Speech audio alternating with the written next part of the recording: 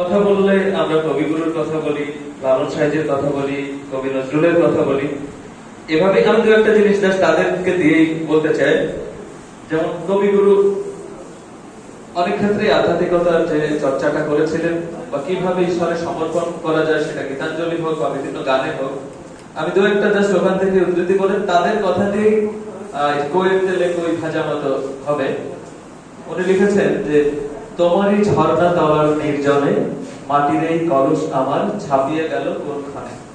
আমরা যে বিভিন্ন কথা বলি, আমরা যে বলি যে আমরা এটা নাই সেটা নাই, বিভিন্ন ধরনের অতৃপ্তির কথা বলি।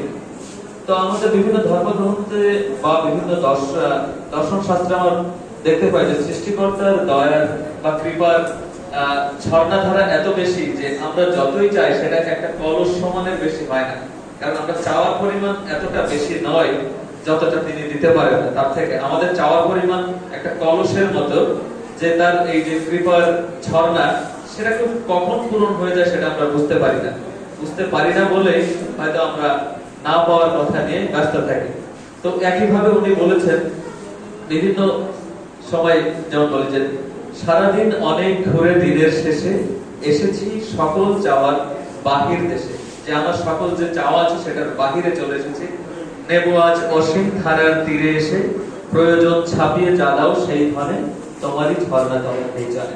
যে এই যে কথাগুলো নিজেকে উপলব্ধি করা, যে আমার কিভাবে চাওয়া উচিত, সভ্যতাকে কিভাবে, নিজেকে কিভাবে এগিয়ে নিয়ে যাওয়া উচিত, তার কথা আমরা এই সাহিত্য থেকে পাই। এই জন্যই নতুন তারার মতো এই সমস্ত সমাজ কল্যাণ এবং সাহিত্য চর্চার যে সংস্থা আছে তখন আমাদের কাছে প্রাসঙ্গিক হয়ে ওঠে। এরপরে যদি বলি সমাজ সচেতনতার কথা বলতে গেলাম, যে লালন সাহিত্যের কথা বলি, সব কবি সাহিত্যিকরাই সেটা করেন। তিনি সৃষ্টিকতার কথা খুব সম্প্রদায়ের বাইরে গিয়ে বলেছেন। তিনি যেমন বলেছেন ভবে কেই কাল নয় দুঃখের দুঃখী, আল্লাহ বলো মন রে পাখি, মাওলা বলো মন রে পাখি। ঠিক একইভাবে তিনি লিখেছেন যদি তরিতে বাসনা থাকে ভজরে মন সাধুর সঙ্গ, ভজরে আনন্দের গৌরব ধরমান সাধুর সঙ্গ। এই যে সম্প্রদায়ের বাইরে গিয়ে সবাইকে নিয়ে সার্বজনীন ভাবে যে সৃষ্টিকর্তার প্রতি সমর্পণের কথা বলেছেন, এই কথাগুলো কিন্তু এই সাহিত্য অঙ্গনে গিয়ে আমরা ধর্ম বর্ণ সমস্ত নির্বিশেষে আমরা একভাবে চিন্তা করার সুযোগ পাই, যেটা স্বপ্ন আমরা নতুন বাংলাদেশে দেখি। তো এই কারণেই এই ধরনের প্রতিষ্ঠা বার্ষিকীতে এসে ষষ্ঠ নয় আরো 600তম প্রতিষ্ঠা বার্ষিকীও যেন পরে আমরা পালন করতে পারি, তাহলে আমরা মনে করবো যে আমরা সঠিক দিকেই আছি। এটা গেল সৃষ্টিকর্তা, নিজেকে সমর্পণ, সমাজ সচেতনতা। ঠিক একইভাবে মানুষ পরিচয়টা যখন বড় হয়ে যেতে, আমি কুষ্টিয়াতে অনেকদিন চাকরি করেছি, এই কারণে হয়তো লালন সাহিত্যিক বারবার আসছে। ঠিক একইভাবে ওখানে আমরা দেখতাম যখন চাকরি করতাম, সে মানুষ ছাড়া খেপারা তুই মূল হারাবি, মানুষ বুঝলে সোনার মানুষ হবি। তো আমরা যে এক একটা প্রকৃত মানুষ হয়ে উঠতে চাই, পরবর্তী যে সোশ্যাল বডি আমরা যেটা বলি, সামাজিক ভাবে একা ভালো থাকা যায় না। একজনের ফ্যামিলিতে যদি একজন ডাক্তার হয়, পাশের ফ্যামিলির ছেলেটা যদি খুব ভালো কিছু না করতে পারে, সে হয়তো ডাকাত হলো, এই ডাক্তারের আলমারিতে ওই ডাকাত কিন্তু শেষ পর্যন্ত হানা দিতে পারে। এর মানে আমি একা ভালো থাকলে আসলে ভালো থাকাটা হয় না, সামাজিক ভাবে সোশ্যাল বডিতে ভালো থাকার জন্য আমার মানুষ হিসেবে অন্য মানুষের প্রতি দায়িত্বশীলতাটাও আছে। এই জায়গাগুলো কিন্তু আমরা সাহিত্য বা গান, আমরা সার্বিকভাবে সাংস্কৃতিক কর্মকাণ্ড থেকে জানি। তো এইভাবে আমি আর খুব বেশি যাব না। এরপর আসি যে আমাদের বিভিন্ন ধরনের, আমাদের 1971 সালের মহান মুক্তিযুদ্ধ হোক, আমাদের বিভিন্ন আন্দোলন হোক, স্বৈরাচার বিরোধী আন্দোলন হোক, প্রত্যেকটা ক্ষেত্রে কিন্তু আমাদের প্রাসঙ্গিক হয়ে ওঠে হয়তো মাইকেল অথবা কাজী নজরুল ইসলাম।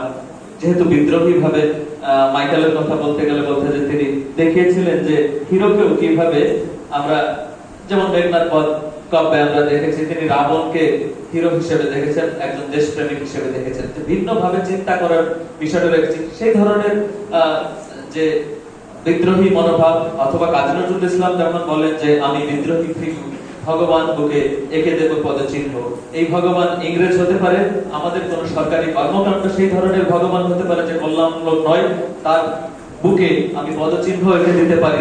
সেই কথা কিন্তু এই ধরনের সাহিত্যিক সাংস্কৃতিক সংগঠন থেকে এসেছে, এবং সেই চর্চাটাই যে আপনারা করছেন, এই কারণে জেলা প্রশাসন খুলনার পক্ষ থেকে আপনাদের আবারও সাধুবাদ জানাই। তো আমি খুব বেশি বলবো না, আমি নিজে একটু লেখালেখির সুযোগ হয়েছিল আপনাদের মতো যে ব্যক্তিবর্গ বিভিন্ন সময় আমার চাকরির সুবাদে আমি মিট করতে পেরেছি। তো সৈয়দ আব্দুল সাদিক কুষ্টিয়াতে ছিলেন, খুলনাতেও অনেক কবি সৈয়দ আব্দুল সাদিকের পরিচিতি রয়েছে। আমার সৌভাগ্য হয়েছিল এবং তিনি এক প্রকার জোর করেই বলেছিলেন যে you must be a poet. উনি এরকম নতুন তারার সন্ধানে ঘুরতেন যেমনটি আপনারা ঘুরছেন। তো তার সুবাদে একটা কবিতার বইও অমর একুশে গ্রন্থমেলায় আমি পাবলিশ করতে পেরেছিলাম। তারই একটা কবিতা দিয়ে আমি আমার শেষ করছি, যে এটা কবিতা কিনা জানি না, তবে কিছু একটা লিখেছিলাম। কবিতার নাম বাউন্ডুলে মেঘ। আমি বাচিক শিল্পী নই, জাস্ট পড়ছি। বাউন্ডুলে মেঘ উড়ে যায় শৈল পাশে, ছুঁয়ে ফেলে কাঞ্চন জঙ্ঘা। বাউন্ডুলে মেঘ ভেসে চলে অবিরাম, ভেসে যায় কৈলাসে, স্পর্শ করে নীলকণ্ঠের চরণ। বাউন্ডুলে মেঘ ছুটে চলে অষ্টপ্রহর, কখনো ধান সিঁড়িটির তীরে ছায়া নামে, ক্লান্তি ভাঙে হাজার বছর ধরে হেঁটে আসা জীবনানন্দে। বাউন্ডুলে মেঘ ছুঁয়ে যায় পদ্মা গঙ্গা, বাউন্ডুলে মেঘ ছন্ন ছাড়া আঁকা বাঁকা দূরত্ব, রাজনৈতিক সীমান্ত নেই অভিধানে তার। বাউন্ডুলে মেঘ তুমি সূর্য ঢাকো কানায় ছলে, মধ্য পাণ্ডবের পুত্র শোকে। বাউন্ডুলে তুমি ভাষাও আপন জল প্রাপ্তির অঙ্ক চালে। তোমায় দেখে বাজুক বুকে লালন সায়, বিদ্রোহ হোক মাইকেল বা নজরুলের। সজন বাদিয়ারে ঘাটে ঝরুক ঝুম বর্ষা, হিমু হাঁটুক খালি পায়ে ব্যস্ত ঢাকার রাজপথে।